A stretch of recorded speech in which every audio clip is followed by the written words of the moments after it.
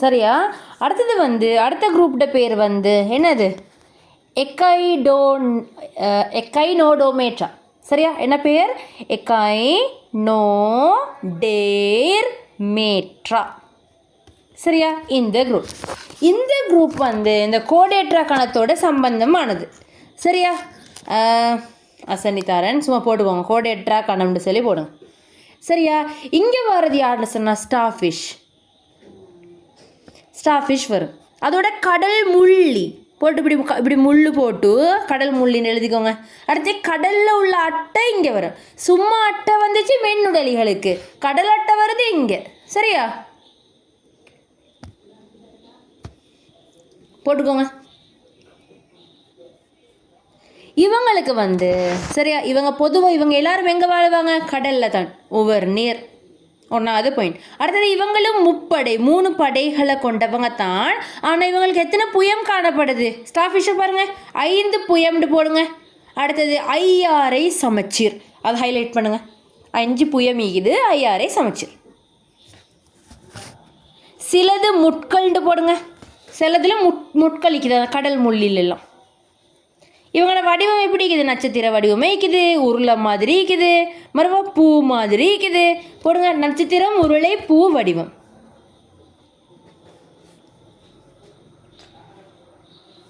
இவங்களோட உடம்பு ஃபுல்லாக சரியா ஒரு கலன் தொகுதி ஒன்று ஈகிற. இப்படி இவங்க இது ஒரு ஸ்டார்ஃபிஷ்னு 1 2 3 4 5 இது ஒரு கலன் தொகுதி. இப்படி எல்லா பக்கத்துக்கும் போகிற மாதிரி ஒரு கலன் தொகுதி, ஒரு டெப்லைன் ஒன்று மாதிரி. சரியா? அப்போ இதில் உள்ளுக்கு தண்ணி மாதிரி இது என்னன்னு சொன்னால் இது ஒரு திரவக்கலன் தொகுதி, இல்லாட்டி நீர்க்கலன் தொகுதின்னு சொல்கிறேன். இப்படி வரைஞ்சி உள்ளுக்கு இப்படி போகிற மாதிரி வரைஞ்சி போடுங்க, நீர்க்கலன் தொகுதி. உடம்பு ஃபுல்லாக இது நீர்க்கலன் தொகுதி.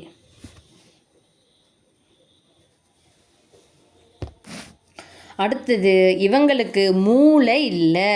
சரியா? இவங்களுக்கு மூளை இல்லை, இவங்களுக்கு ஹார்ட் இல்லை, இவங்களுக்கு கண்ணும் இல்லை. வெட்டுங்க எல்லாரையும். மூளை இல்லை, ஹார்ட் இல்லை, கண் இல்லை. ஹார்ட் இல்லை, மனுஷன் மாதிரி ஒரு ஹார்ட் உண்டு இல்லை இதுக்கு.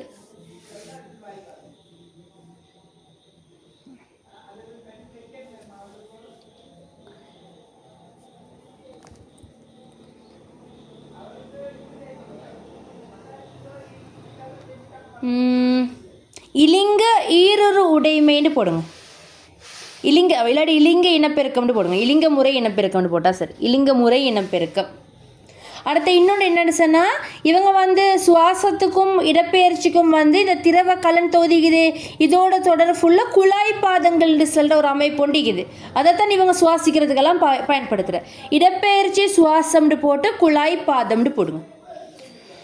இடப்பெயர்ச்சிக்கமா சுவாசம் இப்படி ஒரு கோடு போட்டு குழாய் பாதம்னு எழுதுங்க.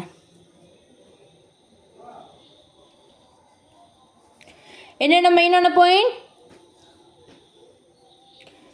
உதாரணம் சொன்னேன், அவங்களோட வடிவம் சொன்னேன், 5 சமச்சீர், சுவாசத்துக்கும் இடப்பெயர்ச்சிக்கும் குழாய் பாதங்கள், மூளை, இதயம், கண் இவங்களுக்கு இல்லை, இலிங்க முறை இனப்பெருக்கம், சிலதில் முட்கள் காணப்படும், 5 புயங்களை கொண்டது, முப்படை, இதெல்லாம் சொன்னேன். அவசரமாக பாருங்கள்.